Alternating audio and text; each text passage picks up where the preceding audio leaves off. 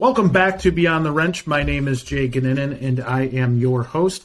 Before we get started with this week's episode, the year is wrapping up quickly, and it's often a great time for shop owners and managers to sit down with technicians for performance reviews.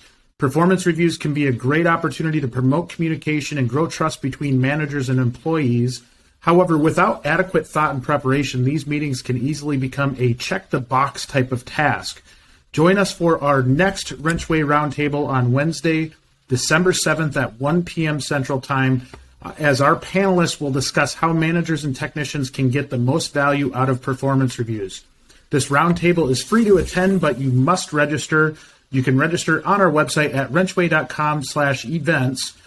For more information and a link to register, we'll put a link in the show notes below. Should be a lot of fun and hopefully a lot of good information as we really prepare for those year-end reviews. As for today's episode, I have with me Marcus Aman, CEO and co-founder of Bayley Service Intelligence. Marcus, how are you doing today? I'm doing great. Thank you so much, Jay. Yeah, we've had some really fun discussions in the past, and I think what everybody will learn as we go through this is, one, you are a really, really smart person, but then two, you're a lot of fun, and it's always a really good time to talk to you. So I think this episode's going to be a lot of fun, and as I mean, we're going to talk about a lot of stuff, but you've got a lot of stuff going on. Yeah, absolutely, and obviously you have to have fun in life. It's too hard to not have fun. That's right. So tell us a little bit about yourself. How did you get into this industry? Joined the dealership world I started as a used car salesperson for the Hendrick Automotive Group around 15 years ago, something like that. Time goes fast, right? yeah, it really does. And I transitioned over to service. I realized that I was passionate about taking care of customers and helping grow the service side of the business. My dad was an entrepreneur. He had a service business. I was just really passionate about service. So I moved over there and made it to service lane manager, service manager, fixed ops director, and then decided that I wanted to move into entrepreneurship and build, jump into the crazy world of building technology for dealers. So that's what I do now. Crazy world. It is a crazy world. I want to ask you, when you got into the used car sales piece of the industry, was there anything that you learned over the course of that time? And it's got to be an interesting way to start off in the industry. Yeah. Started off, this was before cash for clunkers, if you remember that. I do. This was before then. But really, really figuring out what needs a customer had was important to helping them land on the right vehicle. There's three reasons why people don't buy usually, right? It's the product, which in this case is it the right vehicle? Price, which is the second one. And then is it the person that I'm buying it from? Maybe I don't like that person I'm buying it from. So you have to effectively be able to solve those three in order to close a deal. And that's something that I learned from the used car industry. Was it hard? I think growing up, you hear negatives about, the used car salesman or something like that. Did that ever play into your mind in terms of when I'm going into this, I want to be respected, but, it is a really good career. And maybe those people that gave it the negative connotation aren't around as much anymore. Yeah, I don't think they are. Hopefully we've weeded them out. They really put a bad taste in a lot of people's mouth for years. And hopefully some of those people are gone from the industry. Which, I guess we could say, during COVID and the inventory shortage, it either brought the good side out of car dealers or the bad side out of the car dealers in charge. So you really had an opportunity at that point to, stick to your morals. And some did, some didn't. It's funny what money does to people, right? It'll make people do some funny stuff. Yeah, well, you can't be short-sighted in this business. You have to be thinking about long-term, the future, what's going to happen next year, 3 years from now. When you build a business, you don't have a financial projection for just 1 month. It's for, the next 12 months, the next 18 months, 24 months. You got to look into the future. So when you went from the sales side to the service side, was there like one thing that really pushed you over the edge where you're like, hey, I want to go to that side? I was actually approached by the general manager. Their the top advisor at the time had left to take another position in a different industry, and they were really shorthanded on that side. And he said, hey, I think you would do great over there and kind of step in, and maybe you could become the next best advisor here at our location. And it took some time to figure out, how to use the DMS and the shortcuts back then. We were using Reynolds blue screen back then. So, the number of shortcuts to get to different screens. So it took some time to figure that out. But once I figured that out and understood what services certain cars needed at what time period, it was just game over at that point. That is one of the biggest challenges that I don't think people understand is how hard that transition is. And even when you're using a different system, understanding the acronyms that go into it or the, just all of the codes and everything you need to use, that's a huge transition. That's not an easy, overnight type of thing. Yeah, it's not. And you've got to get back there and you've got to learn. Whether that means, changing oil on a car or rotating tires or understanding what an oil pan gasket is or brake pads are and what goes into a replacement of that job really helps you understand how you should sell it to a customer, and really what you're selling to a customer is safety. You're really selling a customer safety. And a lot of times, you say, hey, you need an oil pan gasket. The customer has no idea what an oil pan gasket is. You need to take they used to have these flip books, these flip chart books. I would take that book with me every time, and people used to pick on me all the time, like, you're the guy that takes the book over there. But really what I was doing was helping the customer visualize what needed to be done. And, that was the difference in getting a sale and not getting a sale, is people understood how important it was. We're lucky now because so many people have digital inspections and have ways to be able to paint that visual. I give you a lot of credit for understanding that, because I think it's easy for us in the industry to take for granted how well we know this business, and we think everybody knows the business the same way we do. But when you're talking to somebody that has zero familiarity or care to want to know about that vehicle, being able to paint a visual really, that I think builds trust. I think it helps kind of solidify you as an expert in your field, and really, it helps coach a little bit. Like, hey, you need to do this. This is, like you said, maybe this is unsafe, or maybe this is going to cause you harm in terms of being broken down on the side of the highway. You need to take care of this. Yeah, absolutely. And, the three pillars of selling work, safety, repair, maintenance. That's how you should approach an LPI or recommendations when you're speaking with a customer. What's going to cause me to be unsafe on the highway? That's the first thing you need to address, and what else needs to be repaired? Is it the lower ball joint boots because they're torn? Is that something that needs to be repaired because it could become a major safety issue if I don't do it? And then, transmission service because the fluid's dirty. That should be something that you recommend last, but approaching it that way really gives you the ability to sell more because the customer feels like, their safety is at your concern. Well, and you can still make a very good living for yourself being extremely honest and treating people like family and, not recommending work that isn't needed to be done or doesn't need to be done. I think for me in our industry, I think we've had a major shift to the good. There's still some bad eggs out there and people that maybe aren't doing it the right way. But I'm curious, in your time in the industry, if you've seen maybe a shift to maybe a little bit more of a clean, or maybe, I don't even know if it's clean. I think a lot of times it's maybe a misunderstanding of what our job is and what we're supposed to be doing. Yeah, and as service, fixed ops departments have gotten busier. The service advisors have taken on more duties as well, right? Even answering the phones, waiting on customers in the lane. Maybe the dealership has pressure from an independent garage of, taking walk-ins, so they're taking walk-ins on top of appointments. So the advisor has a very stressful job, and sometimes because they have a stressful job and they're stretched too thin, they skip some steps on certain things, right?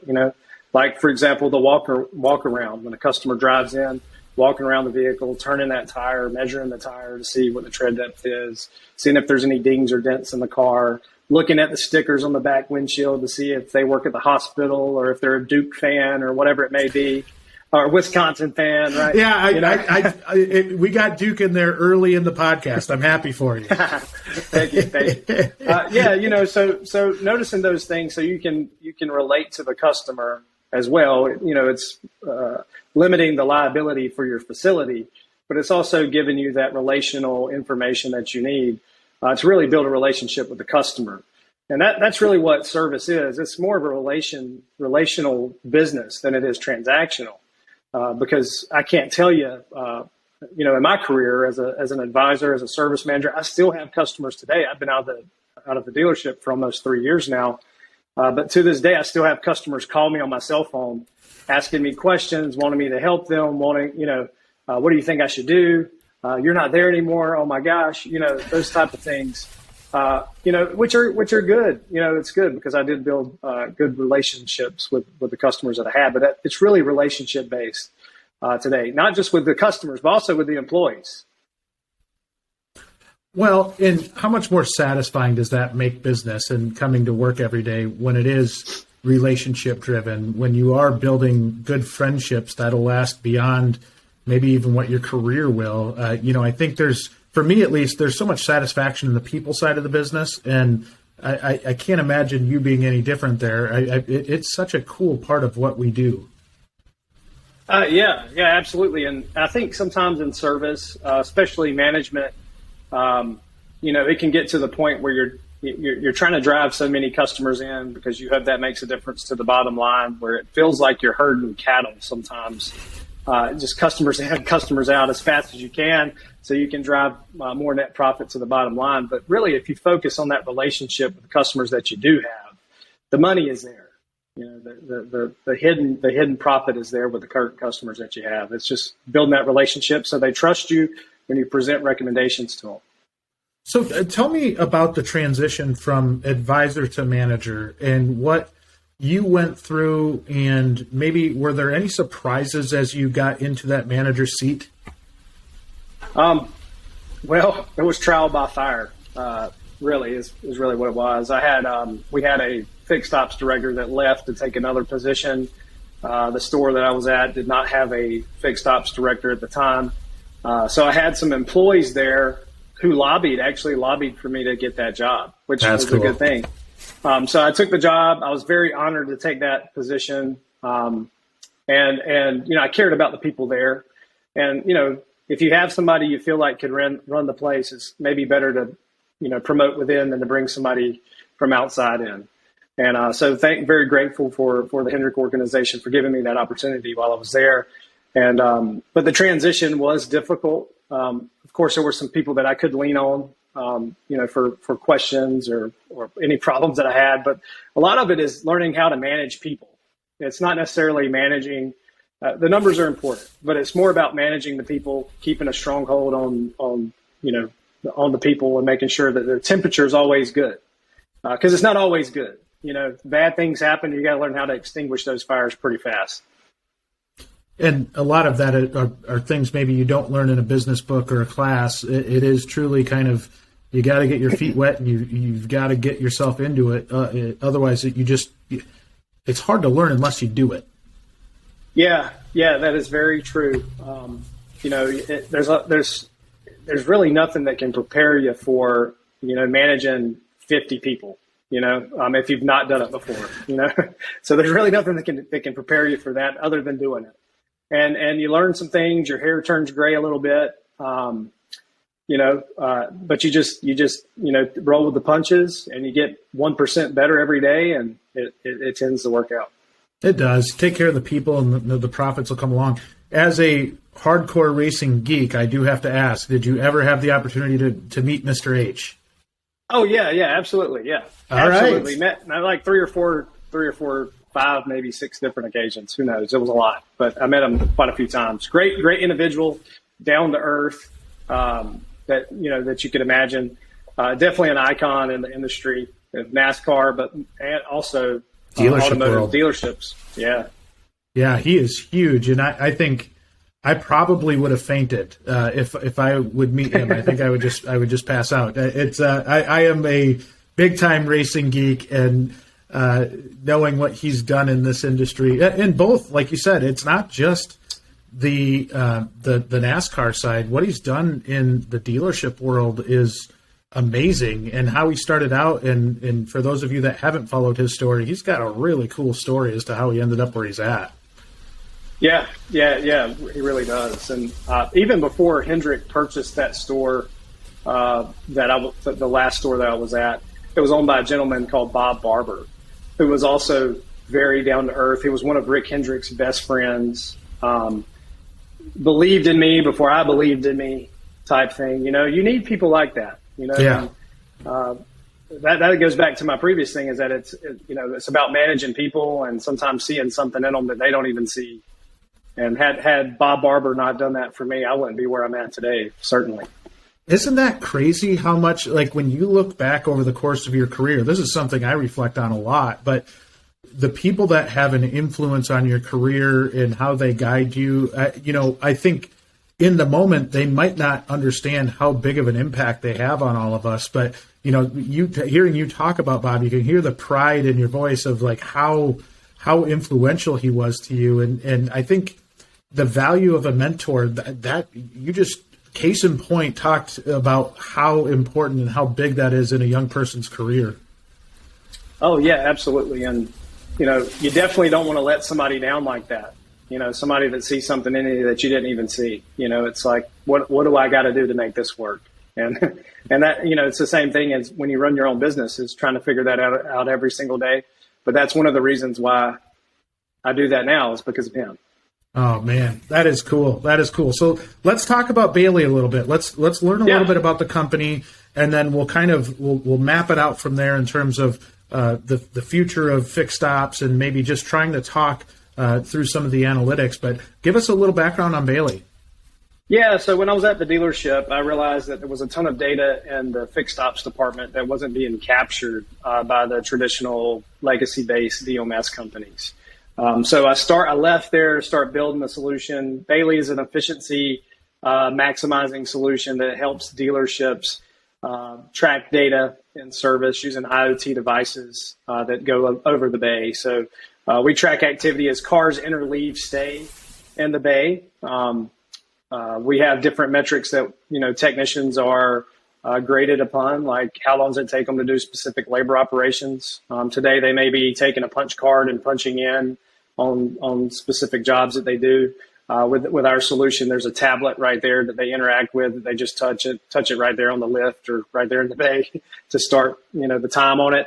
They can also identify any bottleneck they have. So if it's the parts department holding them back, is it a service advisor? Is it an extended warranty? What's the issue holding us back here? The technician's really in control of holding other people accountable. We also have like a leaderboard that ranks technicians by the order of, best efficient, most efficient there. But yeah, that's kind of what we do. We've been at it for a couple of years now, and we're in stores, helping customers, helping technicians run more efficiently. So you've got to walk me through here a little bit. Going from management at a dealership to working with the Internet of Tomorrow, how do you even make that transition? How do you put those pieces together? I think, and I said Internet of Tomorrow, IoT. What is IoT? I can't even recall off the top of my head. Well, it is kind of the Internet of Tomorrow, but it's the real term is Internet of Things. Yes, there you go. Internet of Things. It's been a while since I've talked about it, but how do you transition? How do you make that swing? That's such a different business, but it's so applicable to what we do.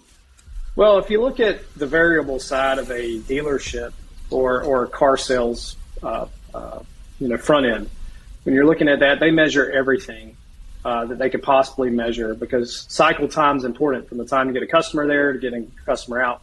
In service, a lot of those data points don't exist. Like, for example, if you were to go to a service manager today and say, hey, Jay, how long does it take you to get a customer's car in the service bay after you write a repair order on it, or after the customer arrives? Do you know that metric? If it's express service, the service manager might say, we're pretty good. or we're not that bad. But what is not that bad? What is we're pretty good? Is that 48 minutes? Is that 33 minutes? You cannot manage it if you do not measure it. So what our tool really does is allow you to measure a lot of data points that you're not currently measuring, so that you can manage it, tighten it up, increase profit, increase efficiency in a lot of different areas. Like especially today, with there being a shortage of technicians, that there is a labor shortage. The current technicians that you have, you really have to find ways to allow them to run as efficiently as possible, so that you can still have the same type of throughput as you would with a full capacity shop. Man, that's crazy. So when you go into a dealership and you start working with them on this, is there something that you frequently see as almost like a light bulb that when the dealership gets it in, that they're like, oh my gosh, how did I miss this? Well, a lot of dealerships are struggling in express service, for example. Their RO creation to bay entry time is too long. So, we have a dealer that we started with. I won't mention their name, but they were at 44 minutes from the time a customer arrives to the time the car actually made it to a lift. Now, this is for express service, right? So when the car enters the bay 44 minutes later, by the time the technician does his MPI on the car, it's been over an hour. And by the time an advisor builds the estimate, parts does their pricing, and you get those recommendations over to a customer, it's been an hour and 20 minutes or an hour and 30 minutes. What are the odds of that customer buying any additional work from you at that point?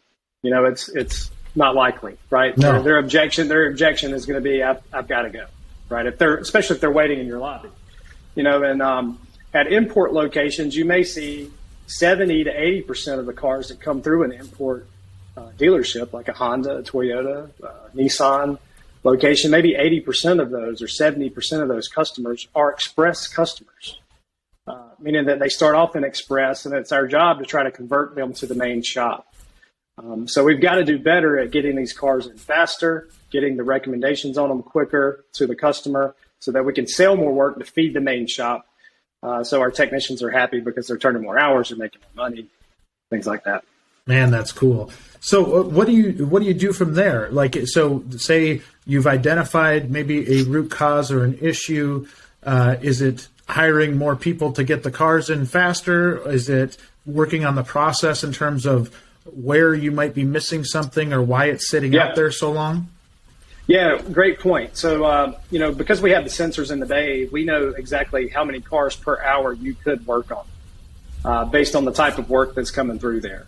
So, we really provide you with the data so you understand how you should schedule to the bay, and for the technicians that you have on hand. And that really makes it run a little more smoother. It's not as chaotic, I guess you could say, when you have that data. So is it kind of a shift in mentality from technician efficiency to lift efficiency, or building like a physical premises utilization? So it's both. It's both. We do shop utilization, bay efficiency, and not just saying, hey, this is how many hours we can do based on how many lifts and our operating time. We look at how many based on cars being in the bay and based on how long it takes you to do each individual job. How many cars can you really work on with the staffing that you currently have? And when should you schedule these appointments to come in? So we have one store that I think 87% of their work was coming in between the hours of 7 a.m. and 1 p.m. And from 1 p.m. to 6 p.m., very little work was coming through, right? So, and then another thing to look at is when you see something like that, we need to space this out more, but they also had newer cars coming in the morning when they should have had those newer cars coming in the afternoon when they're dead, have them older cars coming in the morning so you can sell work on them, have time to repair them, get parts, et cetera, and really drive money to the bottom line. Man, that's next level. This week's episode of Beyond the Wrench is brought to us by Zimbrick. The Zimbrick story began in 1965 when their founder, John Zimbrick, purchased a Buick franchise at the corner of Park and Regent Street in Madison, Wisconsin. John built his dealership around a philosophy he called loving car service, and the rest is history. Today, the Zimbrick family of dealerships has grown to 16 new car franchises. They have 20 service locations throughout Dane County, an additional store in Milwaukee, as well as 3 award-winning body shops. Zimbrick is behind every errand, every road trip, every commute, every holiday visit, and every emergency. Their customers rely on them for safe and reliable vehicles to get them there, and Zimbrick is always looking for talented individuals to help them in their mission. Winner of Best of Madison and Madison's People Choice Awards of 2022, Zimbrick is proud to serve its community. Visit the Zimbrick WrenchWay page to find out how you can join their team. So you're talking how do you accomplish that in scheduling? How hard is it to get that really reallocated so that you do bring those older cars in the morning and you can get your inspections done, get them set up, and then kind of make the rest of your day move smoothly? Well, because, through our system, when a technician logs the RO, we know how long it took that individual car in the day. We know the year, make, and model of those cars. So we know what type of jobs were associated with that type of vehicle. So we're collecting all of that data and using it in a way where you can say, hey, we only have the capacity for this many cars between 7 o'clock and 1 o'clock. And right now we're 150% of that capacity.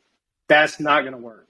We need to spread these things, out a little further and until we can get more help or build more bays, Well, and just even when you do get more help and you're working to make your business better, that data can be so impactful. I know, just hearing you talk, I'm going through my head and I'm like, oh my gosh, I could have done so much more when you're in a shop because it's real data. It's not, can't imagine you can tamper with the data all that much. And it's truly just taking real stuff, real numbers, and being able to crunch those and be able to look at those and evaluate and be able to see, it's almost like reading a financial statement, right? Where you see something that sticks out and you're like, okay, what's going on here? We got to dig into this a little bit more. And if something stands out in your analytics with your shop flow, I'm assuming it kind of sticks out like a sore thumb, doesn't it? Yeah, 100%. So there's a lot of data that we collect, but really what we focus on is what is most important to that service manager. What are the KPIs that are most important to you? If we see something else that stands out that's not, on your top 3 things, we'll mention it to you. But we really focus on what you really care about the most. Most of the people that do business with us care about, their technicians being more efficient, identifying bottlenecks that they have in their process, getting recommendations to customers faster. They care about those things. They care about the RO creation of bay time. They care about those things because they know the impact that has, the lag measure it has on selling additional work, which, usually benefits the service manager, so. It does. If you have a ton of data, sometimes analysis by paralysis, you don't want to, there's so much data you can get lost in it. But really what we care about is what do you care about the most? The top 3 things you care about. And those are the things we're going to hone in on. But we have a ton more data we can share with you. But this is what we see really making the biggest impact for you. How do you get down to that with the 3 things they care about? Because it might seem easy, but I can imagine when you start to put all the variables in and the different things that go into a service manager's day, that list can get pretty long pretty fast. So being able to prioritize what those 3 things are could be a real challenge. Yeah, well, there's really 2 things that most service managers care about. The first one is, how does your solution make me more money? How can you give me data points to show me how I can make more money? And then, the third one being, how does it make me become more efficient? How does it make me become more efficient? How does it cause me less headaches? How does it give me the data to know where we're not doing good at? Today, it's just kind of, they can't visually see that data. So we capture it so they can visualize it and see it. And that really helps them transform their operation. How often does CSI come up in that conversation where you're trying to maybe improve your CSI and you think maybe that wait time and improving that wait time could help that customer perception of you? Yeah, well, prime example is you look at some of these import dealers that are doing express service. A lot of those cars that are coming in are 3 years or newer, and those customers are less than 36,000 miles, and those cars are getting just routine maintenance, but they're also the ones that are going to get the OEM survey, right? So it's very important for retention purposes, but also for that OEM survey that a lot of us service managers and GMs are penalized on financially. It's important to get those cars in, get them through so that you have good CSI. And good CSI, of course, leads to what? Retention of customers. And that's really how you grow your business, is making customers happy, retaining them. I think one very key point, and I've heard other friends of mine in the fixed ops community talk about this in the past, but one of the, I think, constant struggles with a dealership is that they've built these gigantic Taj Mahal dealerships that have everything you'd want in a waiting room, and yet maybe the number one thing that customers want is to not be there. And so to build all of this stuff and then have to get through your head, like the last thing they want to do is be hanging out in a dealership, I think it's kind of a tough pill to swallow at times. Yeah, but you'll still see customers that still do want to sit and wait. But you see a lot of them just kind of drop their keys off today. A lot of dealers have experimented with pickup and delivery. I think a lot of them were experimenting for free at the very beginning of COVID. And then after COVID, started realizing that, hey, customers like this, but we better start charging for it to be profitable, because they were going out facilitating it, or they were either using, a tool like Lyft or something like that to go out and pick up customers' cars. So, we have to evolve with the customer. How's the customer want to do business with us? And that's how we've got to do business. It's crazy to me how much this is changing everything, right? And when I say that, you talked about it in terms of, as an industry, we were always so focused on the front end. We were so focused on sales. We tracked everything. We knew everything about sales. And then, 20 years ago, service was just kind of that, it's that place in the back nobody wants to go to. And then as we continue to get better at this, I think that's where the craving for more data helps people understand what goes on there. And it's truly, it's a really good business, and you have to be profitable to take care of your people. You have to be profitable to be able to get the tooling you need. You have to be profitable just to run a good business. And I think the more dealers really get their hands around this side, the healthier they're going to be as a dealership. Oh yeah, no doubt. And, on the dealership side of things, what you see a lot is there's dealerships that treat their businesses separately, which they are separate, right? Service is separate from parts. Parts and service are separate from new car sales and used car sales and F&I and detail. They're all separate parts of the business, but they all need to operate together in one full circle. And some dealerships you go into, it's like, oh, the service department's over there, right? I'm a big firm believer in walking people over to where they need guidance to, but they have to work together. Let me introduce you. Like when you sell a new car, let me introduce you to your advisor. This is the service department. This is where you're going to drive in. This is where your car is going to be serviced at in our nice facility here. These are the tire machines. This is our detail department. This is the detail manager. Making those introductions when a customer buys a brand new car, so they're not a stranger to the department when they come in for their first visit.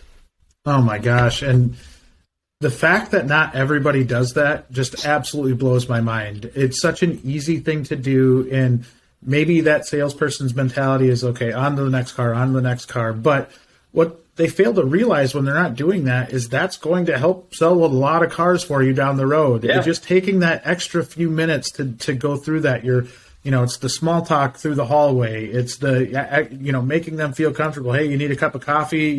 Just that little stuff goes such a long way. Yeah, and it's helping build that relationship with the service department. So when that customer comes in for their first visit, they're not lost. They don't, I can't tell you, like when I go out to dealerships today, every now and then I'll see customers pull in front of the service lane or park and walk in. You want them to drive into your service lane if it's possible. Have them drive in, somebody meet them at their car, make them feel like it's a world-class, facility and a service visit.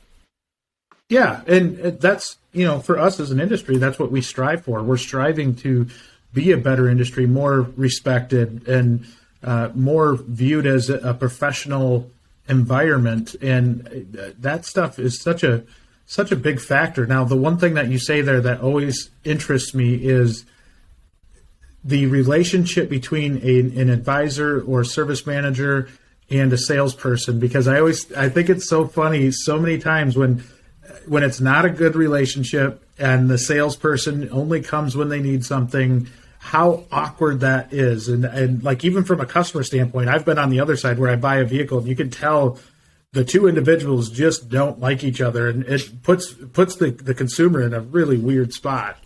Yeah, well, when there's a good relationship internally with the service department and the sales department, it's easier to get things done. Yes. You know? And in sales, if you need a key cut and you call the service manager and you need a key cut, let me make that happen right now. I've got a customer waiting. Can we go ahead and get this one in detail? I'll pull it back there for you. The relationship's much better than if, when there's a bad relationship, it's I'll get to it when I can type thing. And that's not good for the customer. No. And that's not good for the employees that work there. Video is becoming an increasingly important tool for recruiting technicians. WrenchWay Shop Talk Videos gives technicians an inside look at what it's like to work at top shops across the country. Shops share all kinds of authentic, unscripted videos that gives an inside look at the shop's culture, people, facilities, and benefits of working there. You can also filter videos by location and category. To check out what it's like to work at shops in your area, visit app.wrenchway.com/shoptalk. So let's talk about the future of service work, because I feel like everything that you're doing is incredibly innovative. I think as I'm listening to you talk, I just can't stop thinking about what a game changer it is in terms of being able to understand your service drive, right? And so as we look at this, and you're introducing IoT into these departments that probably had zero chance of getting that before, where do you think all of this leads? I mean, the service department, and we're about to go into probably a pretty lean time here coming up, where, we were fat and happy the last, however many years, being able to sell as many cars as we want. But it always feels like when we go into these downtimes, that's when the service department shines, and that's when we come back. As we look forward, what are you seeing for advancements in the service departments and really the future of service as a whole? Yeah, well, thanks for asking that. There was a report that came out, I think it was Cox Automotive, that stated that in July of this year, that the average car payment had hit $722. That was the average car payment. So I believe what you're going to see in the future, the next 5 to 10 years, is you're going to see a lot of people hanging on to their cars. You're going to see the average age of ownership rising. You're going to see a lot more repair work being approved by customers, because what are they going to do? Trade out of their car and go to a $1,100 payment? So you've got a lot of that probably going to happen. I'm not, prophetic or anything, but I just look at the data and say that might be what happens.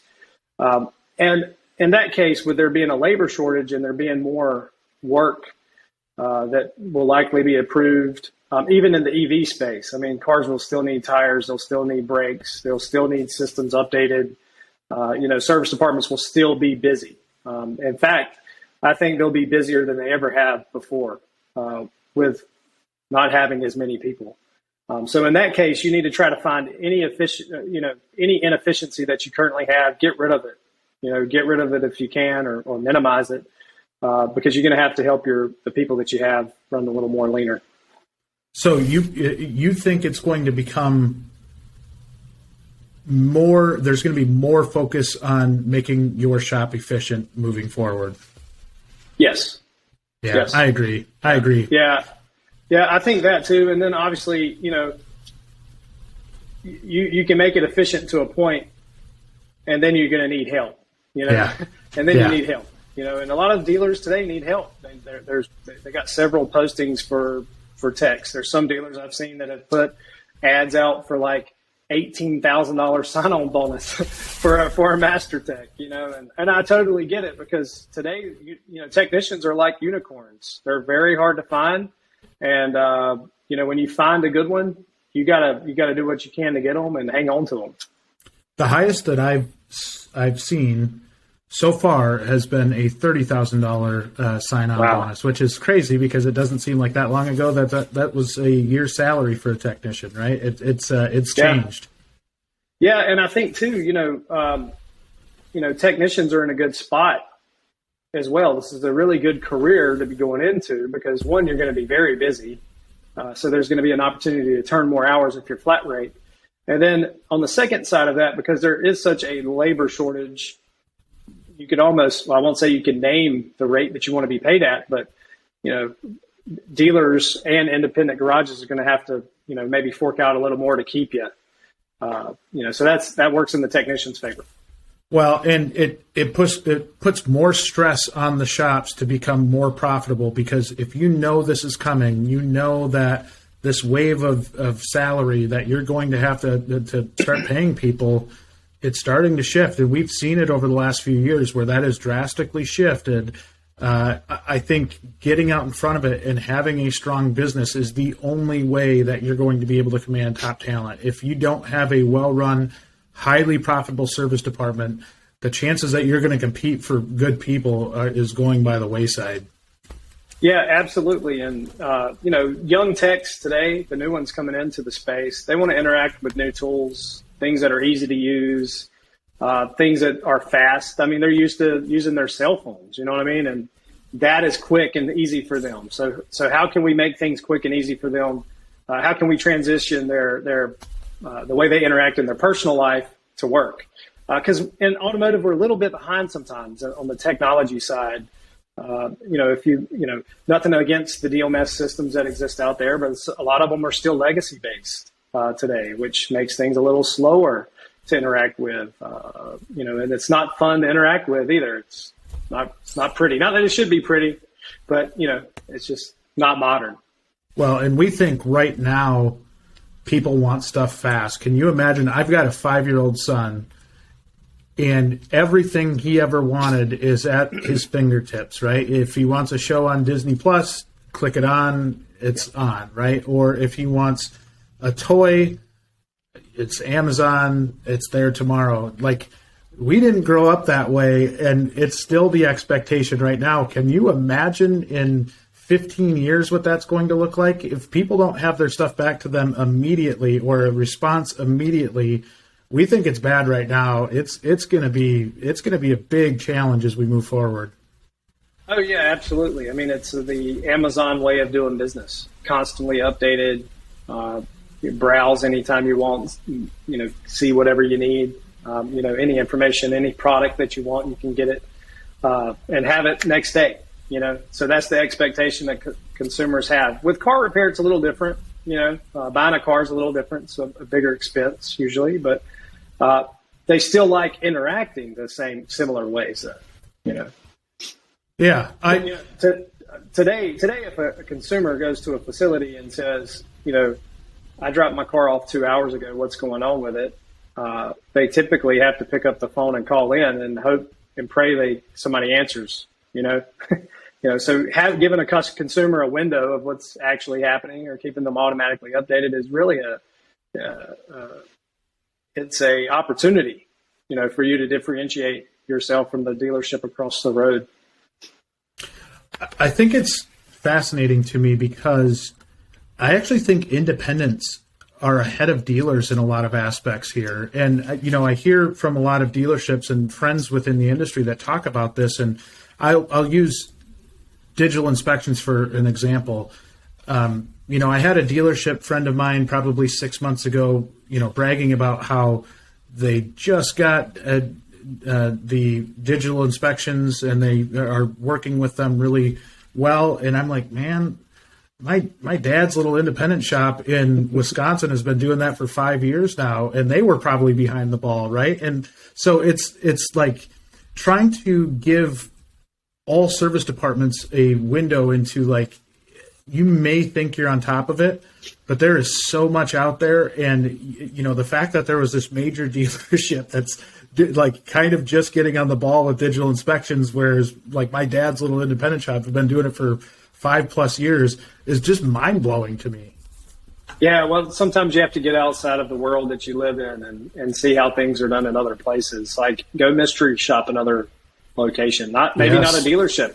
Go mystery shop an independent garage and see how they, perform. So I'll give an example on that for a second. I went to and don't hate me for this. I felt like I was cheating on the dealership when I did this, but I went to a Valvoline quick lube express because I wanted to understand how they operated. Yeah. So it's the first time I've been to an independent, garage shop in a very long time. And that's a chain. It's a chain. So it's a little different. Sure. So you can just pull in line and eventually you'll sit in your car and you'll wait for them to do the service on it and rotate your tires or whatever it is you're there for. But there was no indication of how long it was going to take me to actually make it inside to get my work done on my vehicle. So I probably sat in line for an hour before I actually made it into the bay to have my oil changed and my tires rotated. And they did a very, very good job of trying to upsell work or sell me additional recommendations. The system they were using there was telling them exactly what to recommend to me based on the mileage of my vehicle. So they did a very good job of that and did not skip over any of it. However, how many people pulled out of line while I was waiting there for an hour? There was a lot of people that left. And that is such good advice. And I've heard this from dealer principals. I've heard this from fixed ops directors. In my opinion, some of the best that are out there, that they do that same exact thing, right? They'll take their vehicle to another shop, whether it's an independent or a quick lane or whatever it is, another dealership, and get their vehicle serviced so they can get a feel and maybe see some things that are different. And I think when you're coming into it for the first time or you're going into a different place, that can be so helpful because it might even trigger you to something that you're not doing right in your own place, right? Like when you put yourself in the customer's shoes and you go through that process, it can trigger something to say, oh man, we're not very good at that either. Right. And, the guy that was working on my vehicle, he probably was not one of their highest paid employees there. He's probably less than $20 an hour, that guy. But he followed the process. He followed the process. So, and that's really important, is making sure you got the right people and they follow the right processes, because typically that leads to good outcomes. Yeah. And just seeing something different, I think just triggers you so much. And I've noticed it going into shops, and even on the equipment side, when I was on the equipment side, like you go into a different shop and maybe you see something as different as how they bring something into the shop, right? Or, like maybe a different way that the workflow goes in the shop. And so all of the analytics that you're talking about, like seeing it real time and seeing maybe some things that they do differently that like just work better.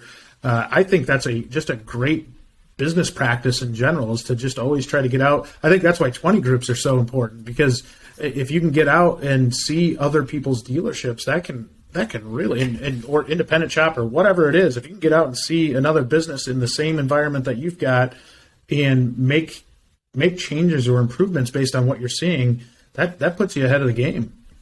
Yeah. And, sometimes when you're there in a dealership working every single day, you kind of don't see it. You don't see it, So I think it's a good practice to be a customer at your own store sometimes.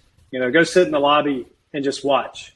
Don't even wear your uniform to work. Just go sit in the lobby and just kind of watch what happens. See how the customers, their reactions on their faces as they're sitting there. Watch them as they pull into the service drive. See how they're being greeted or taken care of.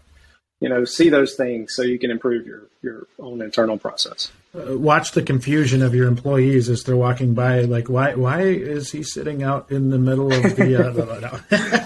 Yeah, true, very, very true. I used to call my dealership. I would call it to make sure my service BDCs were, excited on the phone when they answered.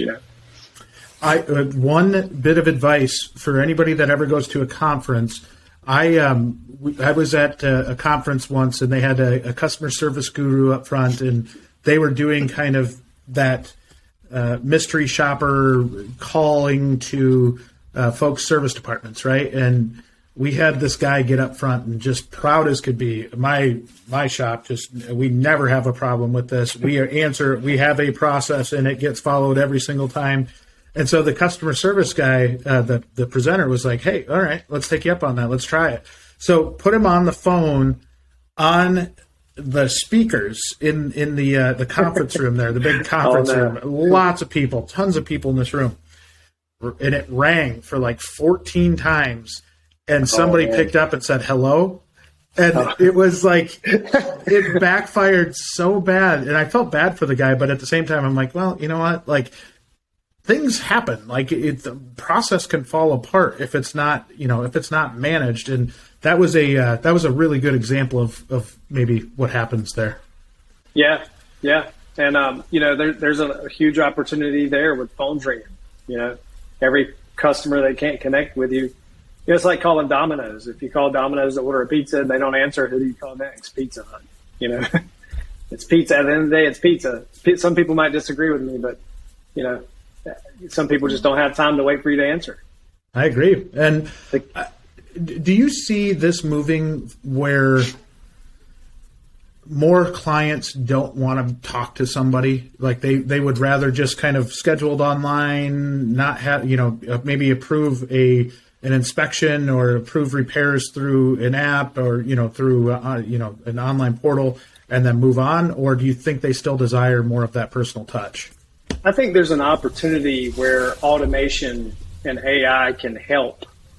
I do not see it as a spot where it replaces humans. I just see it as a supplement to the current staffing. For example, an advisor, they're very knowledgeable a lot of the times about the vehicles that are coming in. You need to have that it's relationship based. It's hard to have a relationship with an AI a robot, right? So it's relationship based, but for example, service advisors having to build estimates. Is there an opportunity there for AI to automatically build the estimate after the MPI is completed and get it directly to the customer and have the advisor step in with, to answer questions or to review it with the customer after the customer's already seen it? There's opportunities there for AI to help supplement and to make things a little quicker, but I think advisors would love that too. I think from an advisor standpoint, if it makes your life easier and you can focus more on the relationship and talking to that person, it's a different kind of communication, but I agree. You're just not ever going to get rid of that human element. Yeah, that's right. And there's even more to it is like, how many times do advisors present what the parts department priced out? Or we only priced out what we have in inventory. So like tires is a good example, or maybe an alternator. Maybe the alternator goes out on the vehicle and we want to sell that OEM part to the customer. However, we don't have it and it's going to be 5 days out. And this customer's out of town. So we should probably try to price out aftermarket ones, a good, better, best option, just to get the customer going. Now, personally, I wouldn't put anything but an OEM on mine. However, customers like options, so you have to, look past some of those personal beliefs that you have at times and give customers options. What's best for the customer? To get them back on the road today if they're out of town, or to wait 5 days, for an OEM part to come in. It had to have been fascinating to see the data when we were going through all the part shortages. You talked about identifying roadblocks to a smooth experience. So many of these dealers had worked with part shortages, right? And it really throws a wrench in everything when you can't get the parts. Was there a change in the data that you saw as a result of the part shortages? As we grew our business, we noticed that more of the repair orders were being put on hold for parts availability rather than parts pricing, meaning that they were waiting on parts for an aftermarket part to come or an OEM part to come in. And the average time, I don't know exactly what it is off the top of my head, but I do know that it was, over 2 or 3 days in most cases. Man. And some were much longer than that. Some manufacturers were or longer than that. But the average, I think, between import and domestic was about 3 days, something like that. Those relationships were tough enough prior to those part shortages. I cannot imagine. For all of you service advisors that are out there listening, I appreciate you, because I know probably what you went through or what you're going through right now. It's not easy to do what you're doing right now. Yeah, and I think another metric that we have is like 63% of all the tickets that we have are on hold for parts. So, you know. That is insane. That is crazy. Yeah. Yeah, and the other big one is service advisors, you know, but not as big as parts right now. And a lot of it's not because of the parts people and parts. No. A lot of it is backordered parts, waiting on parts for some particular reason.